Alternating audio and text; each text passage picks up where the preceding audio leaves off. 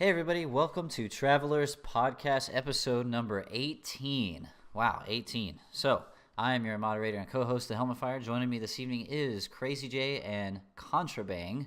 Erik Digital was out. He is out sick this evening, and Angel Zero, it's her birthday. So if you can go out there on the Twitterverse or Instagram or Twitch or wherever, go ahead and wish her a happy birthday.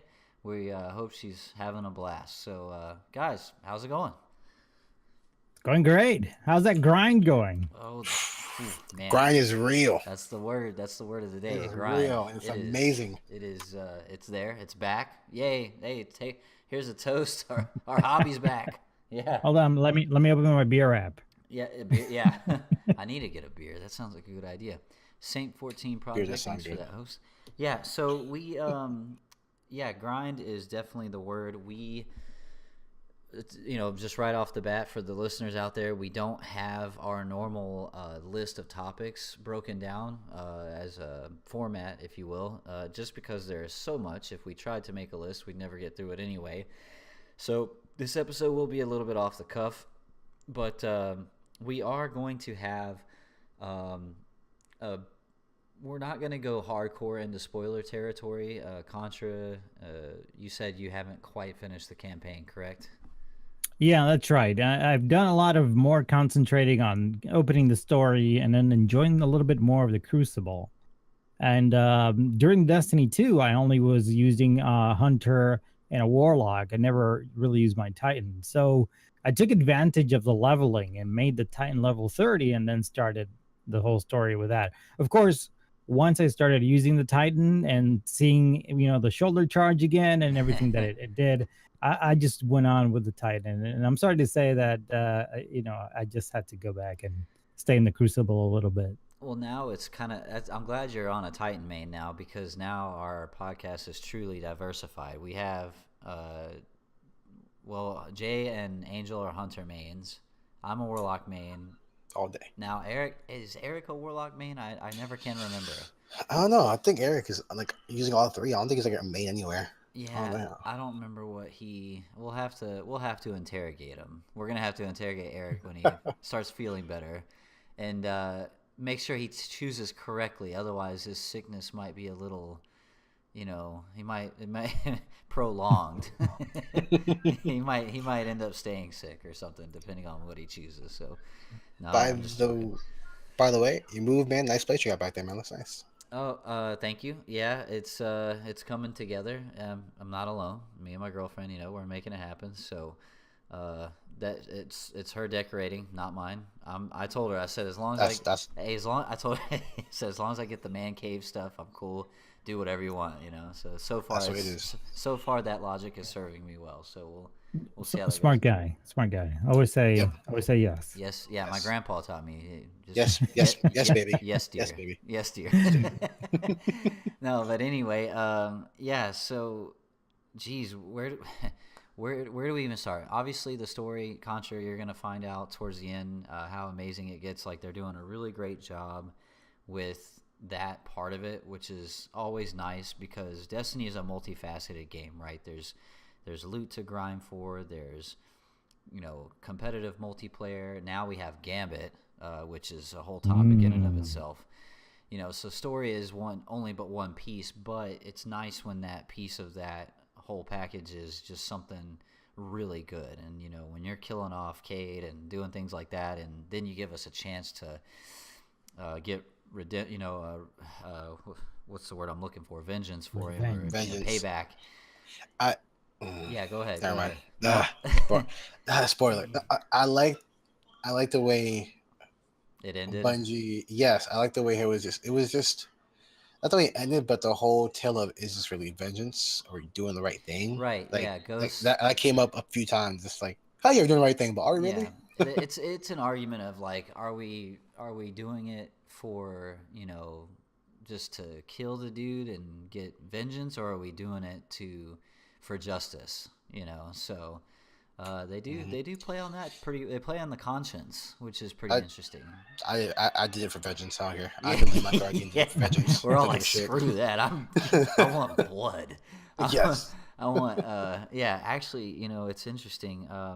The actor that did the voice and mocap, the motion capture for Aldrin, is Brandon O'Neill, and he was actually just a guest on Destiny Community Podcast. Which, if you haven't checked that out, shout out to them. Obviously, like we're big fans of the show too, and Brandon O'Neill was really fun to listen to on that show, and I got to give that guy props. He did an amazing job bringing to life this villain that we've known for so long, but bring him to life in such a way that's like, man, you just feel it. You just want to just oh, but and it's all in good fun too, of course. But he did an amazing job, man. The guy it was a great incredibly performance. talented. Not only like it made us feel like angry, but also made me feel like I felt kind of bad a little bit, just a little bit. And then I remember Cage, so I got really pissed off at him again. But yeah, me feel bad just a little bit.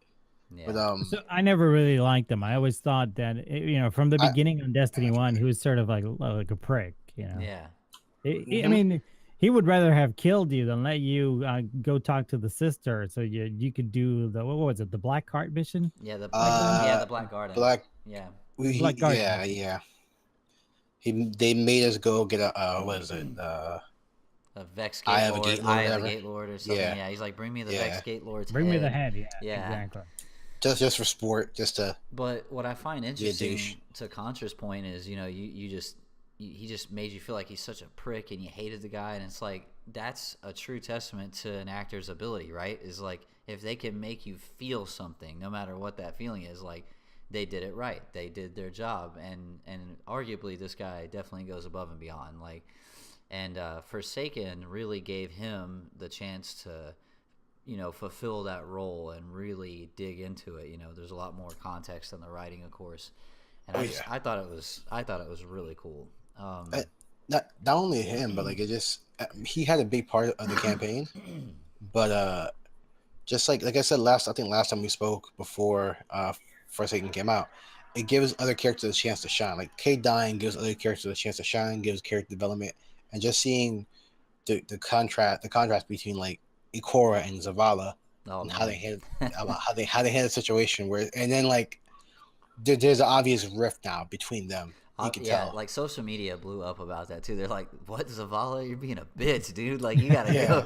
Like and Ikora straight up called him out. It's cowardice, and Ikora was like, "We're gonna say it. Mount the head of that son of a bitch," and you're just like, "Dude, yeah, let's go." And Zavala's like, "No, we can't do that."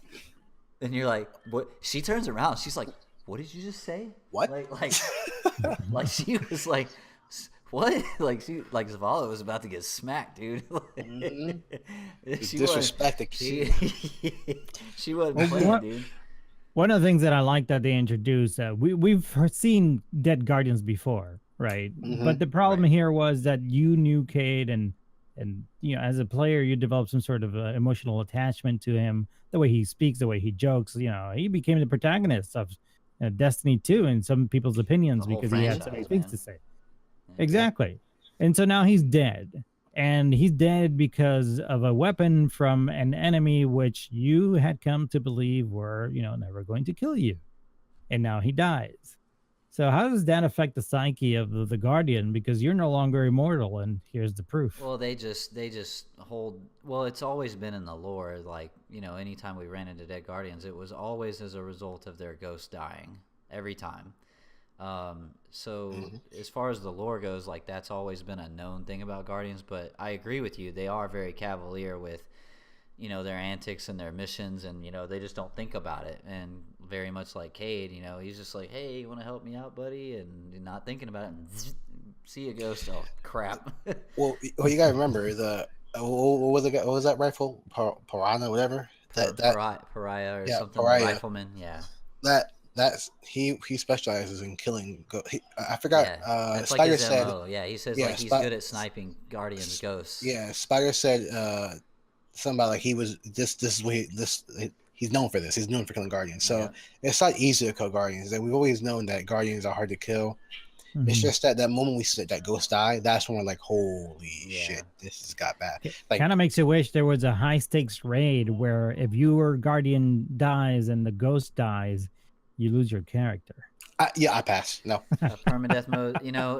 Like people tried that in D1 for a little while. Like King Yeah, Iron Battalion Man. championed that, if I'm not mistaken, and there was a bunch of people running permadeath characters, and there were some people that got to like max light, dude, before it happened. Like I remember watching Tefty Teft, and he was like almost max light, and then something happened. He just fell off a ledge or something, and like all that work went away. Screw that, dude. I can't do that. Nope.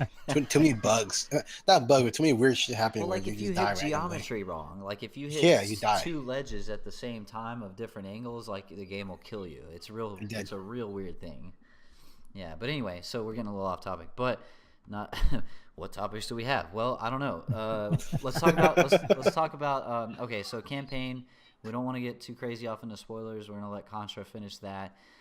We are working on raid prep for Friday. Go ahead, Jane. I did one thing to say. I like that we had like it had the clear beginning, right? We have the middle, like mid game, which we're at now. We're middle of the story. It's like introduction. The whole story arc is awesome. We have like the introduction. We have the big battle with whatever's going on in the campaign, not spoilery, and now we have a kind of like the lead up to the raid. The lead up to the big climatic battle at the end of the story arc. It's great because right now we're just in the middle of it right now. I can say, awesome. I mean, so for you, Contra, like I wouldn't think it's spoiler to say this. Like this expansion's following a similar, structure as the Taken King. You beat the campaign, but the raid was an extension of the campaign in its own way. And I think we're going to be seeing something very similar with this storyline and this raid. So once you figure out the end of the story, you'll see what that means for leading up to the raid. All right, so I have a few questions. What's your favorite part of the game so far? Jay, you can go first on that. Favorite part? Damn it, dude! Come on. Favorite part of the game. Favorite part. Pick one. Gotta pick one. If I had to pick one, I would say I can't pick one. I can't pick one. Gambit's amazing. I love Gambit, and I love the grind. Like just getting different weapons. Grind. Yeah, like in the Ace of Spades, those are awesome quests. Okay, so I'm going to divide it for you. Crucible aside, let's stay with the story. But Gambit's not Crucible, is it though? Gotcha. Well, it's a whole different thing. Okay, but it is not pertaining to the story. That doesn't affect really the story. Let's talk about the gaming world itself. What is it? The new open areas. The Tangled Shore, the amount of asteroids that you have to go through, the secret path and chests. Finding stuff there. What do you think so far about that? The Dreaming City is amazing. Yeah, you're not to the Dreaming City yet, are you, Contra? He is not at all. Have you been staying away from pictures and media and stuff? Kind of remotely, enough to talk about them, but not to spoil myself. I'll say this, dude. When you get to the Dreaming City, it's like it reminds you of a Lord of the Rings elven kingdom. Like it is the most beautiful. Gorgeous. It is by far the most gorgeous game space Bungie has probably ever created. That's an opinion, but I'm sticking by that. And somewhere through it, you get the flip side of holy shit, it's a fucking nightmare area, and then you go back to Dreaming. It's great. The Ascendant Realm part of that and how they integrate it. And that's just fucking creepy. The cool thing is they integrate it in different facets. I mean, if you do the heroic version of a public event, you'll experience that. There's secret chests that you'll experience that. I know in the raid they're going to do that. So they use this Ascendant Realm ideal in multiple areas of the game that you play, different activities. And I think it's a very genius design. It's weird. It's the Dreaming City for me is probably my favorite part of the game, just because of not only visually, artistically, but also how it forces you to play the game. I mean, it's almost like, hey, I've been asking for this thing for like 2 years, and they gave me like, this thing way up here, and I'm still trying to soak it in. It's so good. There's so many aspects about it that it seems like every angle you go to play, you're like, damn, that's awesome. Holy shit, that's awesome too.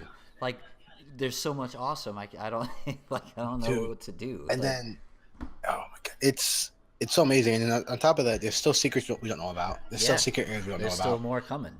And then also, remember, Bungie said, I mean, I'm holding to this. They said that the Dreaming City is going to change every week depending on what Guardians do. So I can't wait to see that.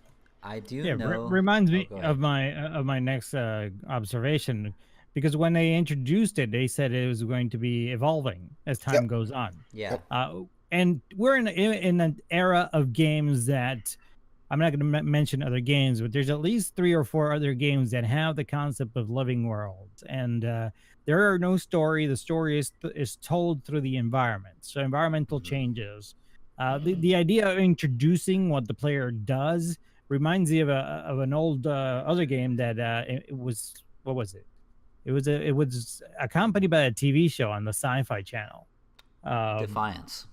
Defiance, I yes. played And whatever that. happened, in the game world, they said it was going to happen to the TV And show, vice versa. and vice versa. It did too. So, yeah, and so we've been in an Interesting. era of changing, living worlds for a while, and I'm glad to see this come to Destiny, because now we have a little bit of more of that evolving content, especially with the year pass that was announced to support the upcoming changes. Mm-hmm. I will say that this isn't technically the first time they've done it, but I've got a piece on that. So the first time they ever actually did this was in Rise of Iron. They changed the Cosmodrome to that area, like the Plague Lands or the Rocket Yard and such. They actually changed it to where it had way more of a winter, snowy environment. It was a play space from original Destiny. But the story, they did tell the story like why, but it didn't really have an effect on things other than a visual effect, right? It just, all it signified was time has moved, there has been a advance in time, right? Whereas what the Dreaming City is doing is way more involved in the story, and I think when we see the raid play out and how the space changes after that, based on what they're saying, there's going to be more of a consequence to that. There's going to be more. It's going to make more sense. There's going to be more than just, oh well, time moved forward a year and all right, we're done. No, it's going to be, this is why. Holy shit, this is happening. It's definitely more involved, which is great. And you're right, Contra. There's definitely other games that have done similar stuff before. But to see it come in a Bungie game to this caliber is we've all been waiting for this kind of stuff, One of the things I've been waiting for is finally to see the inside of the prison. When you do, that was amazing. Have you played that new strike yet?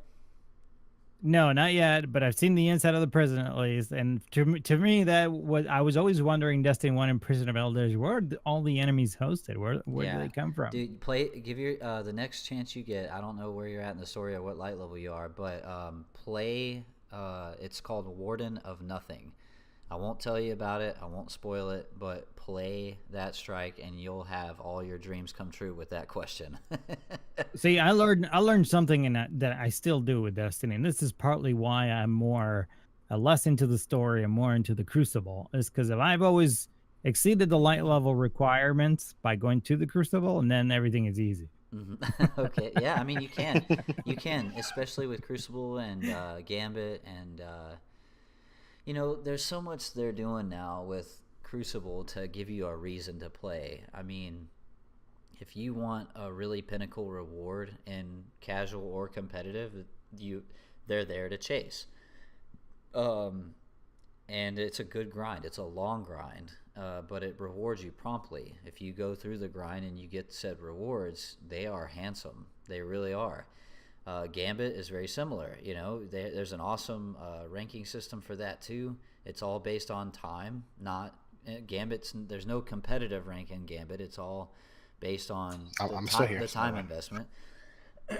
And you know, there's an exotic tied to it. There's a full armor set and weapons, and they are good. You know, the weapon system and the sandbox now are freaking amazing. Almost everything is viable. I mean, really.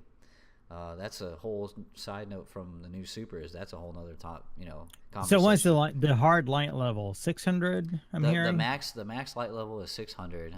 The soft cap is 500. You will be 500 at the end of the campaign. Don't worry. Like, just equip all the blues that you get, and you'll be at 500 by the end of it. I've had a couple of 500 drops. So just say I need to be level 43 to equip them, which that's a Yeah, ways to yeah, go. and you'll get to level 50 towards the end of it too, or you know, you'll be able to get there. Just I would recommend getting those fire team medallions, and then if you have the Cosmos Ghost Shell or any Ghost Shell exotic one that has a XP boost, that helps too. So One of my questions was answered while in the beginning of the game when I met the spider. yeah, So I was worried I was going to have to grind all these extra materials going to planets and picking them up. But then someone told me on stream, no, meet the spider, keep on doing the missions. So I quit the Crucible, went on to the mission, met the spider, and all my questions were answered. yep. There you No, go. that's a really nice system, and I do like that Yes. he rotates like what costs what on what seems to be a daily basis, maybe even 12 hours. I'm not sure yet, but like, you know, some days legendary shards cost glimmer. Sometimes they cost that new planetary material from the Tangled Shore. You know, it all changes and fluctuates. And then there's one slot that is always missing, like whether it's phase glass or, you know, simulation seeds. There's always one he's not selling at all. So you got to look at that too. But infusing, this is really great for infusement, right? The one thing that sucks is infusing costs masterwork cores, and I think Bungie might take that out because the community is like really upset about it, and they've already mentioned on social media that they've noticed that nobody likes it. So wouldn't be surprised if that goes away. But Bungie's I think they should. needs to just start telling a story and forget a lot about what the community is saying. Well, but the listening to what the community is saying is how we got to where we are. Like 100%. It's part of the battle, I understand, but sometimes, in my opinion, the wrong people have, you know, taken up the challenge of voicing their opinions and affecting the game for the rest of us, which is one of the reasons why we started this podcast, is to actually, you know, go say what we believe if everybody is doing the same. Yeah, I mean, when you had like the vast majority saying the same thing, like this masterwork thing, then it's something to take notice. The whole masterwork infusion system is just There's two fixes. You either get rid of masterwork cores as a cost, or you increase the places they drop and the frequency that they drop. And one of those two things has to happen, because right now masterwork cores are so hard to come by, and they cost like 10 legendary shards just to buy one from the spider. And you know what, today I found out that amount changes too, because the last masterwork core I tried to buy from him, it cost me 40 legendary shards. it doubles every time you buy it. So first one costs 10, second one costs 20, then 40, then 80, That's then what I'm saying. so on and so They're forth. like impossible is that to why come it by. cost me 80? Now I understand. It multiplies like the cost, which is, Spider, I'm gonna choke you out for your insane brutal, man. rip-off prices. Comes to show how starry-eyed I am playing this game that I'm not even noticing how many shards I'm using. It's like he's Jabba the Hutt or something, you know? Like, Take you don't my want to really, money! you never really want to make a deal with him, because it's gonna come back and bite you in the end. It seems like. I mean, he is called the Spider. You know, I don't know, whatever. Contra's over here just like, take all my shards, take them. I don't care. Take 'em. I don't care. You know, a lot of people walked into this expansion with like the max amount you can hold, or 1,000 or however many it is, and I had like 2,000 shards. yeah, I mean, not me. I definitely did not. But I had all the money I needed, well, the more you start playing and the more stuff you start getting and start infusing, you watch that wallet go down. It's gonna For sure. For sure. But Gambit, I mean, guys, Gambit, just I haven't. Oh man, That's what I've been doing the least. Second to Crucible. Like the least amount of content I've played is Crucible, and then Gambit, and then everything else I've been playing the most because I'm grinding out 3 characters, I'm trying to get raid ready for Friday. But Gambit is, what do y'all think so far with the new maps and stuff and all that? Want me to go first? You want to go first, Contra? Take it away, sir. Lots of fun. Great opportunity for like potential esports maybe in the future. I know Death Alley is doing a Gambit League thing just for funsies, which I want to enter. Hopefully, I can, we get a solid team together. I hope they're gonna have to do the sweaty method of connection. Yeah, they are. Yeah, because, he said that. Yeah, because they don't have them in private matches yet. They're working on it, but yeah. But I'll still watch it. That'll be fun. Yeah, he said they're gonna do like everyone. Okay, it's gonna be PC. Everyone gonna hop in the EU servers and then match up that way, like the old, searching, matching, blah blah blah. Yeah. It's just great, man. You had a lot of opportunities to make plays, a lot of opportunities to get played. I gotta tell you, man, as someone with my Crucible KD is usually about 0.9. If I'm really playing 1.0, I'm average, But in Gambit, I might as well have a 5.0, bro. Like I go in because they're so busy. Like there's so many things you got to pay attention to. Crap, there's enemies. They sent a blocker over. I got to take him out. I'm also holding moats, so I don't want to die. And then, you go invade while everyone, there's just way more going on than a normal PvP match, right? So I go in there and I can actually get kills as an average player because of that's what I believe the reason is, right? And it's so fun to go in there and I'm going and invading and you can see how many moats the other people have on them, right? There's a little number above your head. And I seen a guy yesterday. He had like 11 moats, and I had to whisper the worm and just headshot. Blah blah. He just explodes into the shower of moats. I'm like, yes, it's so awesome, man. And you see the primevals, it heals them up. And that's like the worst sound ever, by the way. Like it is. It's the worst. Yeah, I also like better than Shax. Shax is always excited as he's about to get a heart attack. But this guy, he's like, oh, the executioner has come to town. He's like, teasing you, at the same time he's congratulating you. He's interesting. There's a whole lore backstory behind him. The Drifter freaking does go off if you get a 4-piece when you invade. Oh, yeah. You get a 4-piece, he's like, whoa, I'm sorry. Was I saying something? You were too busy killing Guardians or something like that. He does, dude. You get a 4-piece. He gets a little nuts, man. He's an interesting character himself. Kill them back. Yeah, I mean, Shax is great. We're never taking Shax away, right? Shax. But but the Drifter is good. But Jay, you were talking about the lore about him, right? Oh man, he's an interesting character. So there's lore in the game right now that talks about his ship, like more about him, and because his ship is actually this little thing, but it's carting around this big ball thing, right? And in the lore, I mean, spoiler alert, but you can look at this lore right now in the game. But like the moats that we pick up are not moats of light; they're moats of dark, is what they're called.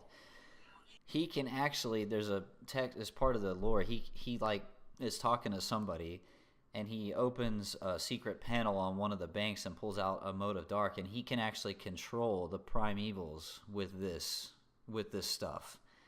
And it's valuable to him. That's why he tells us, bank me those moats and I'll make you rich, brother. I swear, or something like that.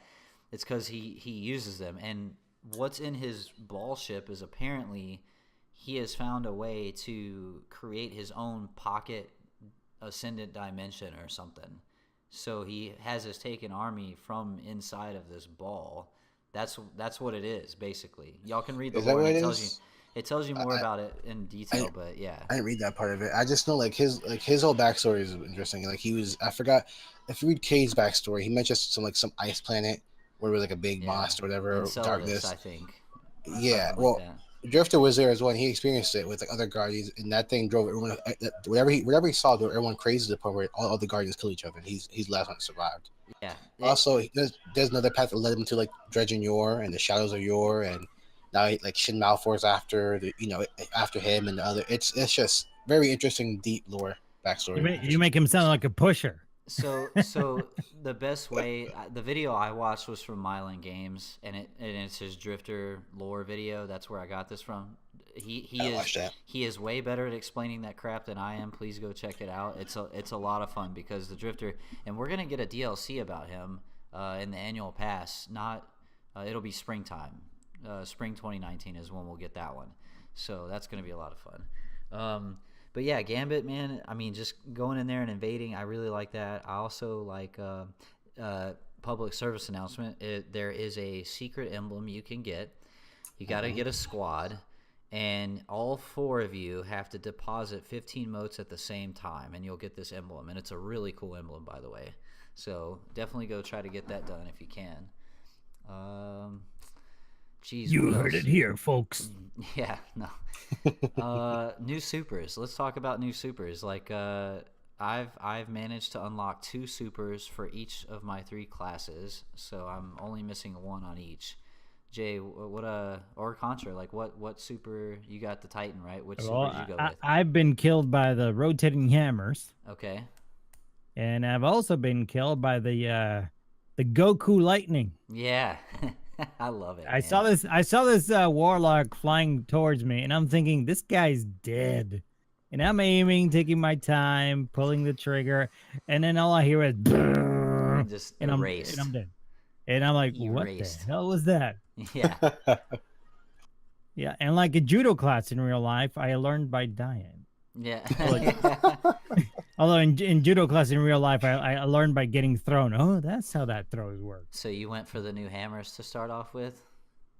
No, I'm still doing the Striker Titan. Oh, I mean, but did you get a new super? No, not yet. Okay, yet. do you know what it is? Which one? Do you like what new super are you gonna go for first?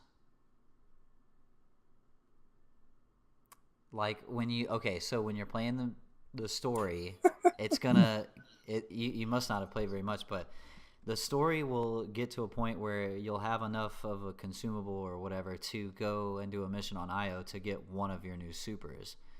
The Seed of Light is the consumable that will drop at the end of that mission, and you can upgrade whichever of the 3 elements you want for your new super. So you haven't done that yet? Nope, not yet. Okay. All right. Well, check your progress because it's a lot of fun. For Titans, man, I don't know. I would recommend going with Thunder Crash, but that's just me. You know, so I main a Warlock. The 2 supers I unlocked were the Goku, the Chaos Reach, and the Well of Radiance, because for the raid, like, I'm really thinking that's going to come in handy for the raid, support class. The healing grenades are cool. You throw them out, and it's called Divine Protection. Even though I throw it at a teammate, I can still go pick it up too. Or if I just want to be selfish, I just throw it at my feet and then give myself an overshield, right? But that's a cool mechanic, and then the Well of Radiance itself actually is really strong. You get healing and damage. True support class. Yeah, it really is. And then on my Hunter, I got Whirlwind Blade and the Fire Knives. Fire Knives, dude, highest single target DPS super in the game, hands down. Fire Knives is ridiculous. Just ridiculous. Spots, dude. My friend told me get 2 of those and a melting point for Gambit, and you're set, dude. Yeah, you can really melt Gambit bosses like fast, dude. Whether it's track cannon or melting point, you pop that, 2 Fire Knives or more, they're done, dude. Done. I mean, good luck. And that's going to be interesting with Gathalion's tournament that he's going to hold, because those are going to be stacked teams running the most optimized min-max builds there is in the game. I'm just really curious to see how that ends up. That's going to be a lot of fun. And that's kind of been my focus, at least on the time for playing and not delving into the storyline. The Crucible is more apt for casual players like me, who would just sit down and do a couple of matches.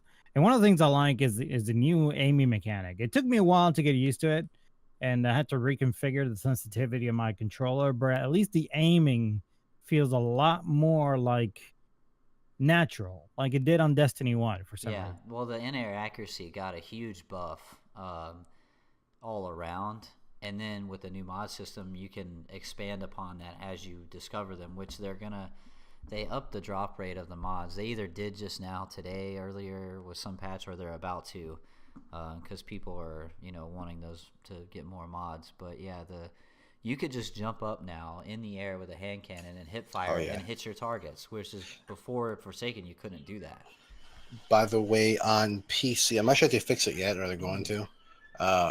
There's a recoil glitch for hand cannons and some other weapons, where if you just like pick a wall, you shoot at it, and you can see the recoil pattern is way off. It's just like way up there. Hit escape twice on your keyboard and shoot again, and it'll be better. It'll be a lot better. It's weird, but yeah. But you know what I do like? What's What I up? do like is shotgun. I was never a big shotgun main on Destiny 1, but I found myself in the Crucible laughing my ass off. Just going left and right. Oh, poop! There goes another just one. Murking fools, right?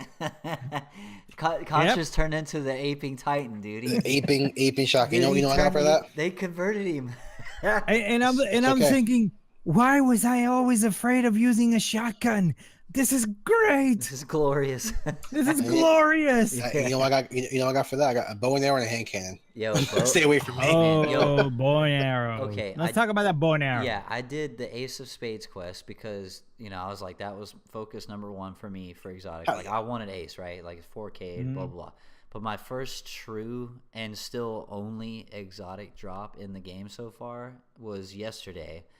I was actually helping my buddy through the campaign, and I killed an enemy, and it just gave it to me. It was Trinity Ghoul, the new exotic bow with the arc ability on it. And dude, that thing is legit. Thing's amazing, right? Let me tell you something. For AOE damage on in PvE, it is insane. Like so you have to get a precision kill, and then it charges. The buff is called Lightning Rod. So the next arrow you shoot is electrically charged. Well, Trinity Ghoul already shoots 3 arrows anyway, right? But you could literally aim this thing. You don't even have to hit an enemy. You could shoot it at the ground in front of it, and dude, it shoots off lightning. Looks like a Stormcaller's tickle fingers.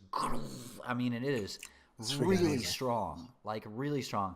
And if you lob the arrow, like if you don't pull tension all the way, if you just lob it, the arrow spread out further, and that AOE goes even farther. Like it is ridiculous. PvP, I tried it out today, and I went into quick play, and I wanted to try it out, and sure enough, I got a couple headshots, and then this dude was behind the wall next to the heavy. I shot the wall next to it and went zoom and killed him. I was just like, man. Yes, dude. Now, that is amazing. Now the lightning effect won't one-shot a Guardian, so they have to have a little bit of health, but if they're hurt even a little bit, the lightning will take care of the rest. So yeah, it was it's fun in PvP, but it's definitely higher skill. Oh yeah, there's Thunder Crash. Yeah, dude. That's the one you want, man. That's so much fun. And I was watching Thunder Crash in the Blind Well, and just watching that from a distance, I can't believe the visual effects on Thunder Crash. I haven't seen it yet. I haven't seen anyone use it yet. No, you need to. Well, if you get a chance, definitely check that out, because I mean, like, you see the Guardian, and he's right here. Dude, the explosions come off of him like it's huge. It looks like a nuclear bomb goes off. It's crazy. That's crazy. Yeah, man. The blind well is a lot of fun. Yeah, back to supers real quick. I unlocked the first one was the Spectral Blades. Mm-hmm. You don't like it? Tell me why. No. Oh, I want to hear this. No. This is the first critique. I want to hear it. Oh my god, it's so bad. Okay, so I was looking forward to the super. This is like super I really wanted. I was like, yes, it's gonna be so much fun. It's like Blade Dancer, but better. It's not better than Blade Dancer. It's worse than Blade Dancer. It just doesn't. What is it? The hit registration or the damage? Hit registration, lack of range. You get super close to somebody. You don't. There's no health on. There's no region of health after you kill somebody. There's no like mobility. There's like, you know how Arc Strider has to dodge, and you could like kind of dodge your way over there. Yeah. Or Arc Strider had or Blade Dancer had like you kind of jump and swipe across the map. Right. You can't do that with this. You can't do that. You have to pop it really close to somebody, and even if you hit him, you might not register. It's just you're at a disadvantage in every aspect of the game. You're disadvantaged. You have no ability. You have no range. Wow. You have no health. You know health regeneration unless you have high recovery. you're at disadvantage. You can't. It's a cool concept, but it doesn't work, man. It's not working. So it needs a damage buff and a hit registration adjustment. They need a few things. Either one or two of the things I just mentioned will make it a lot better. You don't have to give us everything. Just give us maybe one or two of the things, and it'll be so much better. Give us health regen, and give us some ability, dodge, or whatever. What about Give us something. what about the whole like going invisible and seeing through walls bit and stuff like that? That's cool. That's cool. I mean, in Gambit, it's great because it's like great. It's cool in Gambit because everyone's focused on taking the enemies. They might not see you, but at the same time, it's just in Gambit, you know where they are already. You know what I mean? Yeah. You have the marker. You can see where they are. In Crucible, it's kind of like Blade Dancer in D1, where you're invisible. You can still see you're invisible.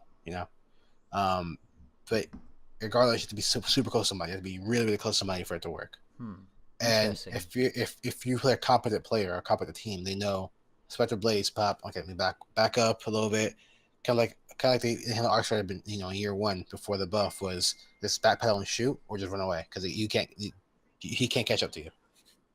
Because again, you can't close the guy fast enough to kill somebody. I'll be right back, guys. Yeah. Oh. What do we do now? Oh, we can take a break, and he can just, on the recording, this will disappear from the recording. But you guys on the chat, tell us what you know. Tell us what you think. Dude, yeah, finish that campaign, man. It's amazing. Yeah, like I said, for me, I'll get 2 hours to sit down, and it's either do I do 2 hours running around or do I go to the Crucible? And that's been the focus for me. True. Kind of like you don't got much time. I do like what I'm seeing. I do have, I even have it open right now just as soon as we're done here, I'm going to be, flying out there to the galaxy. Same as me, man. It's addicting, man. They brought it back. They brought a hobby back. It's great. It's addicting. Like I find myself, if I'm not playing, I'm thinking, what do I gotta do next to get powerful gear? Or how can I kill the Primeval faster in Gambit? See, to me, one of the things that attracted me to Destiny 1, to the original Destiny, apart from seeing what people were doing online and videos of it, which I really liked, it was the idea that it was an open world. And I remember when I got it, I spent a Sunday evening just going around Earth and going from one area and exploring one river and getting into a cage, and I was aimlessly wandering different places. And with the Destiny 2 maps and the way that they were built, it didn't feel quite as open. It was all roads and caves, and even as I'm playing, some of this later expansions, and you have to go, for example, to enter one of the areas in different maps. And again, it's caves and more caves and the same structure from Fallen, Fallen technology. And it felt sort of repetitive. And that's one thing that, as I'm approaching Forsaken, seems quite different. You're traveling around and the environment changes. It just attracts you more than, seeing the same thing all over again, just in different patterns.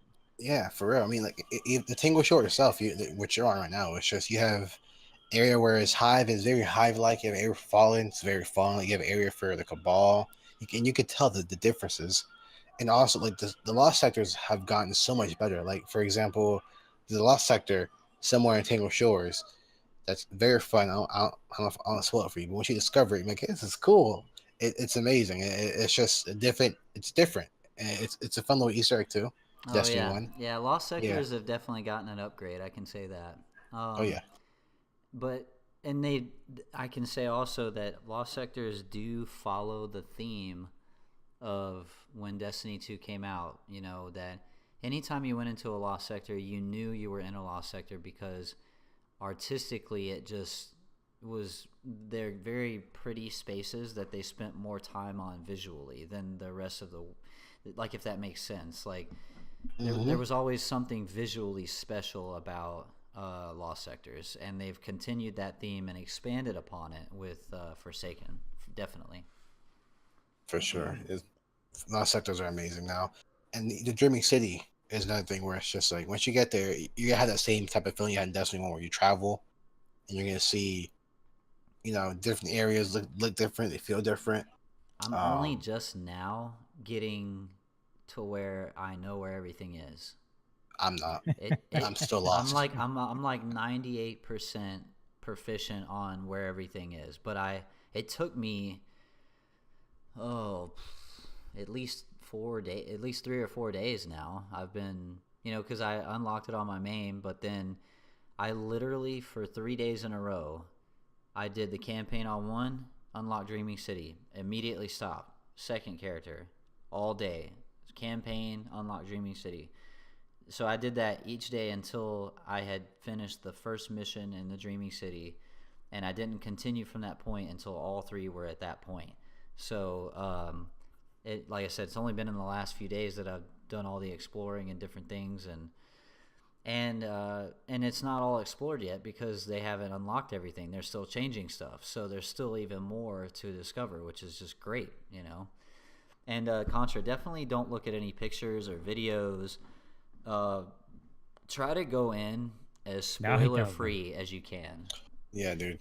It's worth it. I will maintain, the spoiler free. I'm just saying it's worth it. Like, it's actually worth it to do that because when you finally get there, it is going to blow your mind. It is. It's so amazing. I want to overhype it, and then you get to like, this is it. But it's definitely one of the best locations. I don't know, man. It's definitely one of the best locations in Destiny ever. I mean, if you think about the best location in Destiny 1, I don't know. My favorite was probably maybe the Dreadnought, I guess, because it was so different. Yeah. But you know what else I like about the Dreaming City? The other thing I like about it is you can't actually comfortably explore all of it. And I'm talking about I'm talking about what's available right now, because different sections have higher level enemies than other sections, and there's one or two sections in particular that, I mean, if you're not probably where I'm at now in my light level, you're not even going to be able to do damage. You're going to see a lot of question marks. Let's just say that. I walked into a lost sector a couple of days ago. I was a little bit underpowered. I know what you're talking about. I go in there with my friend, and then I go in first. I get shot. I'm like, well, I'm dead. Back out. He's like, what? Get the fuck out of here now. Get out. Run. Yeah. One of the bounties wants you to go into said lost sector, and I did the same thing. I had to wait until I leveled up because it was just all question marks. They were just, which is a fun thing to see because we saw that in Destiny 1, right? Like, Destiny 1 had that. If you went into certain areas, you'd see enemies with question marks and be like, immune. I'm obviously in the wrong neighborhood. I need to turn around. I'm sorry. I didn't mean any disrespect. I'm just gonna go. I'm gonna go get good, and then I'll come back and we'll talk. Okay. I remember that during the House of Wolves. During the House of Wolves expansion, when the first wolf dropped down, and I'm seeing two guys killing them. I'm like, all right, I'm gonna join them. I'm not doing anything. Yeah. I'm not doing anything at all. Walk in. But this ain't the last city. Sorry, because I was there, I was getting the chests. So I was joining a bunch of people that were at level and they were doing stuff, and I was just like there pretending. They were probably like, "Who's this blueberry noob?" Yeah. He's not doing anything. Get out of here. Yeah. And I was getting just a free chest, Freaking that was the thing. Mooching. Yeah, and then eventually I became the guy killing everything. I make fun of other people. There you go. That's the cycle, man. No, and there's so much we talked about, and there's still so much more. It's impossible to get through everything. There's such an influx of new players too. So I mean, there was like on Tuesday and Wednesday, I could not do one public event on Heroic. I couldn't because they would melt the boss. PS4. All the blueberries would melt the boss because they didn't know what a public event even was. It was free for a couple of days. You couldn't even do a Heroic public event in the first couple of days. There's too many people trying to figure it out. Yeah, even on PC, like the old public events had my friend Kane's there was very very adamant and very it's a boss, I gotta kill it. of voicing his opinion about the blueberries, and he's like, what are you guys doing? You guys are terrible. Oh, I was too. Yeah. Oh man, he was not happy. But yeah, there's a lot of blueberries who were not very educated on horror public events, and it was very agitating. What's But that's the cycle. You teach them, what? especially on PC. It's easier. You can just type it in chat. Hey, do this. Just type it in real quick. And they'll know. Yeah, I wish there was a way to incorporate that on console, but it's just with a controller, it's not feasible. Honestly, I mean, Xbox tried it years ago with that little text keyboard click-on thing that you could snap to the controller, and Yep. it didn't last very long. It wasn't really, it's kind of like the Kinect. It didn't last. I still have problems with the paddles down here. Oh right, yeah. I love my Scuff. My Scuff, they're not so the Scuff and the Elite. The paddles are oriented differently, but I like the Scuff. I love the Elite controller. When I played Xbox, I still have it. It's so good. It's just for me, it felt great. I haven't used a Scuff. I've never used a Scuff, so I don't know how it feels like. But the Elite controller just felt natural. I have the PlayStation the Scuff Impact. So that has the four. The paddles are pointed straight down on the back of the controller, and it works really nicely actually. Now the new Scuff controller is coming out called the Vantage, and it has like Xbox oriented joysticks, but it has the PlayStation touchpad in the middle, so it's like a hybrid. It's weird. Anyway. All right, so I have a question regarding controller. What configuration are you guys using for Destiny 2 now? Keyboard. Well, he's on PC. I'm on PlayStation. So I don't actually use my Scuff anymore. So I use the default button layout for the PlayStation 4 controller. That's it. I use Xbox. I use green thumb because for a little bit my Xbox controller didn't work. Like the melee button didn't work, so I'd use the thumbstick for melee. But as far as like the Elite controller layout for the back pads, I think I had like A back there. Like I think I had A in my lower right hand, and then I think B was my top left, and then X and Y were like top left, top right. But I can't remember honestly. Before I played Destiny, I played a lot of Titanfall, and I was a bumper jumper, and I got used to that configuration for bumper jumper. Mm-hmm. So that's what I use for Destiny 2, and I still use it even with new controllers. And it was funny in the beginning of raids because I kept getting paired up with people who were carrying other people on the raids, and they use a standard configuration.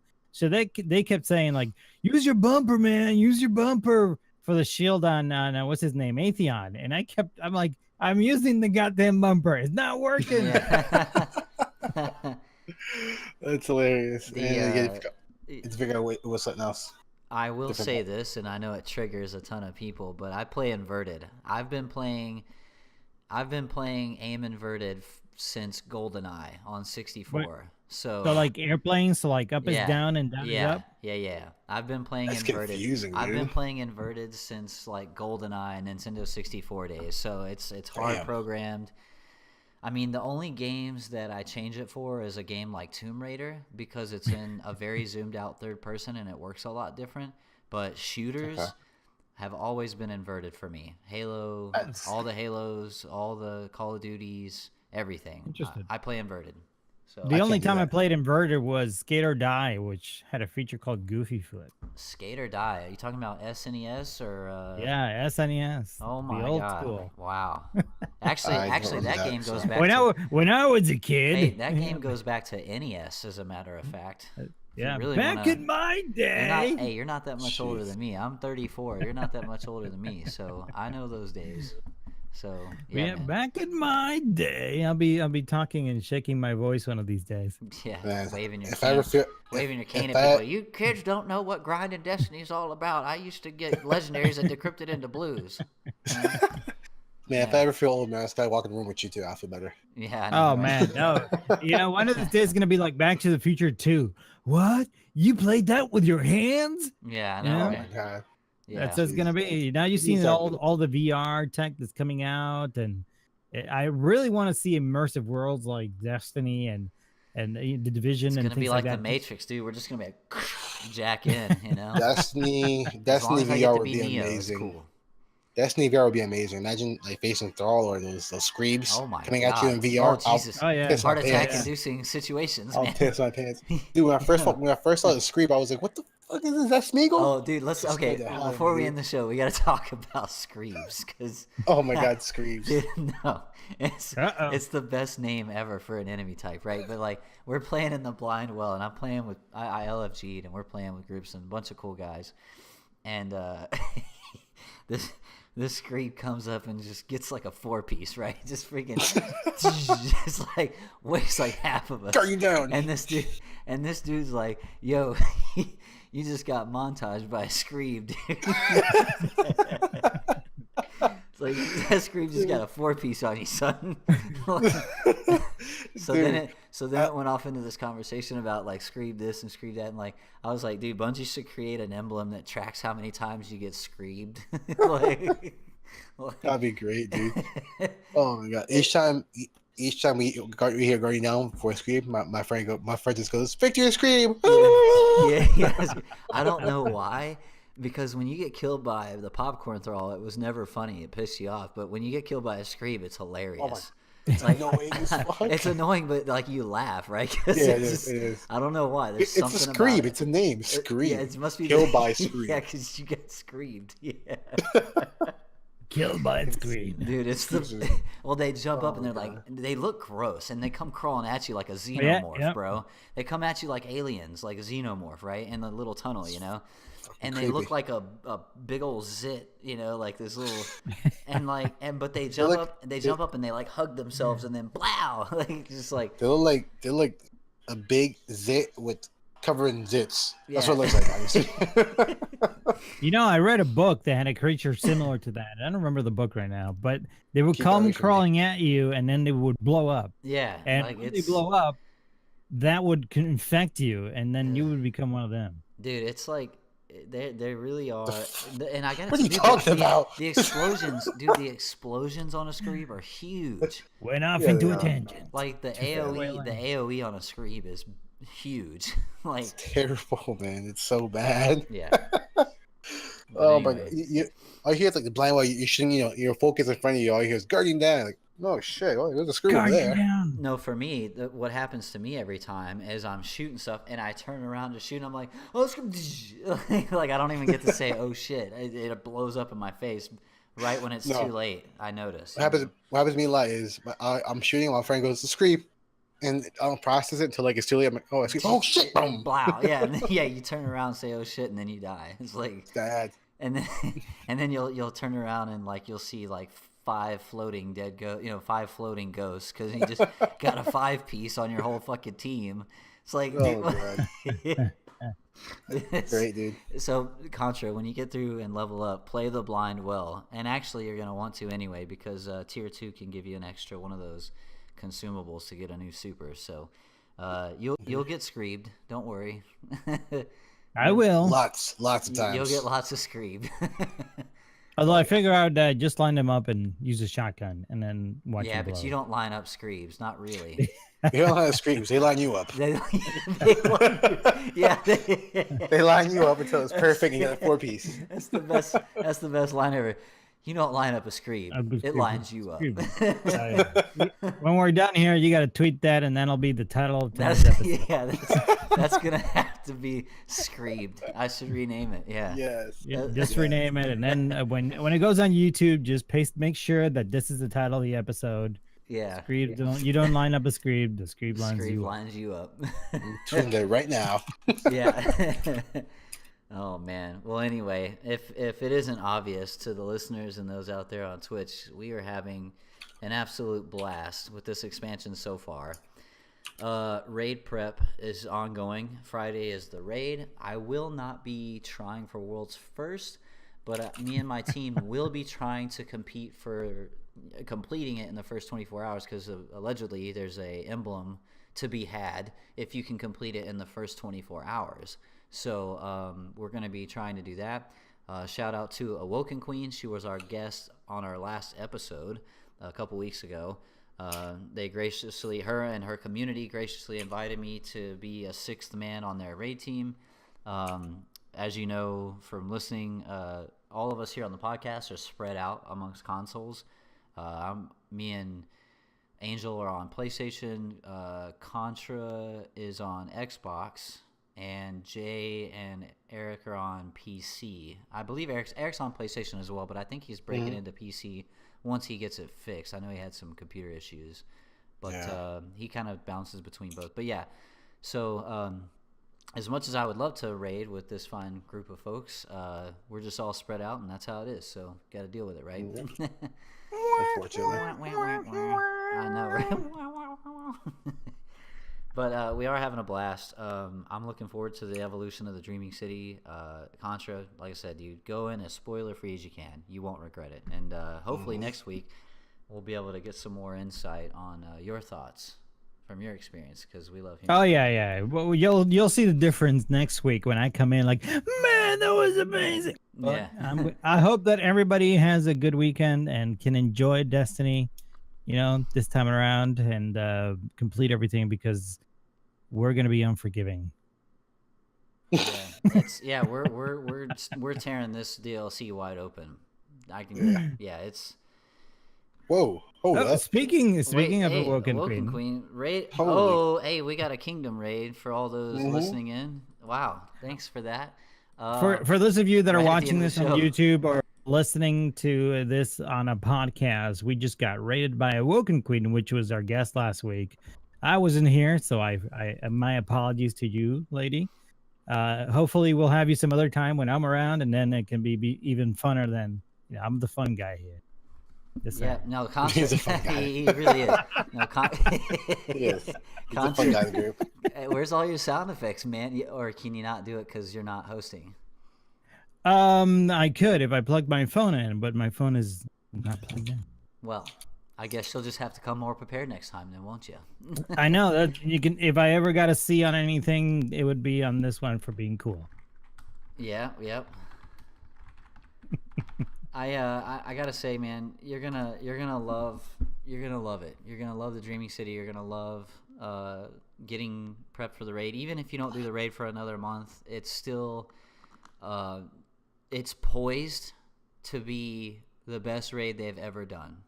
Even Bungie themselves are ballsy enough to say that we think this raid is going to be a combination of all the best parts of Vault of Glass and King's Fall combined, and had a baby directed by Peter Jackson, and like and it's gonna have the most bosses of any raid ever. That's Wait, also did you say something Peter Jackson, like the Transformers guy? like the director of Lord of Peter the Jackson. Rings. Lord of the Rings. Lord of the Rings. Okay. Yeah. Lord You're of the talking about Rings. Michael Bay. Yeah, okay, No, Michael not Bay. Michael Okay, Bay. I got him confused. Although there are plenty of I was gonna be right explosions. you there. There are plenty of explosions, so Screeb. yeah, those are get 5-piece by a Screeb, man. Those are explosions right there. If Michael Bay directs this, the Traveler will wake up. They and actually. it'll So say, fun like, fact. my Bungie- name is Traveler Prime. Yeah. Fun fact: Bungie actually hired Michael Bay to work on the explosion effects for the Screebs. It's a true fact. That makes sense. Yeah, it makes sense. I mean, Yeah. the Yeah. Screebs are out there montaging fools 5-piecing them. So, Blind Well. Oh, we're gonna have some fun in the Blind Well. Are you gonna deposit? It just some, sounds how like a about this? quote, from Spaceballs. What do you got there? I got the bleeps, I got the creeps, and I got the Screebs. Yeah, What? I got the Screeb. Yeah. Oh, You man. know, the creeps. Yeah. That's not Mr. Coffee. That's Mr. Radar. This is Mr. Coffee. Yeah. No, but Yep. anyway, It wouldn't be a podcast without me if we don't do at least one Spaceball quote. yeah, There you go. Yeah, Spaceball correct. is amazing. All right, well, unfortunately, we are out of time for this week's episode. Like Jay said, there's so much, dude. We could talk. We would love to do a 3-hour show like some other shows out there, but we can't. So I'm down to that once sometime. I don't know, but we would definitely want all 5 of us here for that. And Yeah, for sure. We're gonna have to plan ahead. That's a big time commitment. So yeah, it is. It is. but yeah, we have for those listening, we have switched to Wednesdays. We are doing the show on Wednesdays now. You will normally hear and see the show the following day on all of our other platforms. So thanks for being patient with us as we were out this last week. We, of course, were enjoying and starting up the new content. that way we could do today's show and give you our first impressions. Next week, we'll be able to give you our first impressions on the raid. So hopefully we all get to do that. If not, we'll try to keep it as spoiler-friendly as possible. But yeah, other than that, yeah. Contra, where can everybody find you? Everybody can find me right here on Wednesdays after 9:30 p.m. Nice. Or if you're too lazy to do that, which you shouldn't be too lazy to do that, you can find me at twitter.com/contrabang, and I'll take you to magical places from there. That sounds amazing. I want to go there. Sign me up. I'm already signed up. So yeah. The Twitter notifications on. All right, I'm ready. All right, Jay, where can people find you, man? You can find me on twitch.tv/CrayZJaye, usually mornings, Tuesday and Wednesday nights around 11 p.m. Eastern time. So see you guys there tonight? Question mark, maybe. Great. Hey, Jay puts on a great stream. To all those out there listening and everyone in chat, Contra and Jay both. Actually, Contra, when do you stream normally? Do you have a normal time? It's usually late. My only normal time is 11 p.m. on Saturdays. Okay. And after they can just join me in, and I'll try to give you as much as I can. I always give more than I receive, and therefore I am out there. But I'll try to stream throughout the week at random intervals, and sometimes I'm just bored or I have a day off, and then you'll see me in the morning with coffee. There you go. And that gets all kinds of interesting. Nice. Well, yeah, definitely check out those guys' streams. They put on a great show. My name is The Helmet Fire. You can follow me on Twitter at The Helmet Fire. You can also, if you like what you hear and you like the show, you can follow us on Twitter at Travelers PC. The show is every Wednesday evening live streamed on Twitch, twitch.tv/Travelers Podcast, 9:30 p.m. Eastern, as Contra alluded to.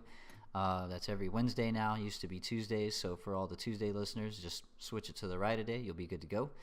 Other than that, you can catch us on all of our other platforms on SoundCloud, iTunes, and YouTube if you want to catch up on the live video version of that. We want to say thanks to everyone for listening. We look forward to sharing our impressions with you on Forsaken. We hope all you Guardians out there are having a great time with the expansion like we are. If you want to ask us any questions or discuss anything with us from all of us here at the show, hit us up on Twitter, Travelers PC. Ask us those questions. We'll be more than happy to talk about them live on the show. Get you guys involved in the conversation. We'd love to hear from you. Other than that, we're going to be back next week with raid impressions. Definitely tune in for that. We'll see you all next time right here on Travelers.